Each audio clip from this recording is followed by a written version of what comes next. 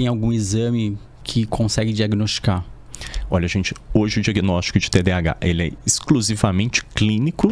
Então ele é baseado na entrevista do paciente, a gente não tem exames para o diagnóstico. Tá. Então, exames a gente só vai usar se eu tiver alguma dúvida ou se eu tiver alguma comorbidade que vai me fazer pensar e querer explorar mais aquela comorbidade.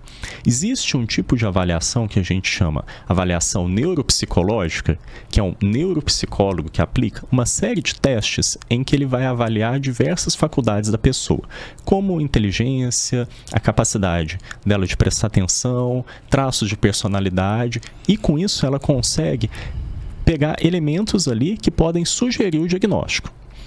Mas é importante a gente ter em mente que uma avaliação neuropsicológica, mesmo que ela seja indicativo de TDAH, não significa que a pessoa tem TDAH. Por quê? Porque aquele dado ele tem que ser interpretado à luz da história do paciente. Então eu tenho que pegar aquele resultado e interpretar com aquilo que o paciente tem me trazido para ver se faz sentido. Porque todo teste, inclusive a avaliação neuropsicológica, ela pode ter aquilo que a gente chama de falso positivo.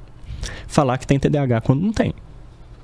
Então, isso é inerente a qualquer exame que a gente vai fazer. Então, se eu vou fazer um exame de sangue, um exame de imagem, pode falar que está positivo ali, mas pode ser não necessariamente. Então, por isso que eu tenho que conjugar essas informações.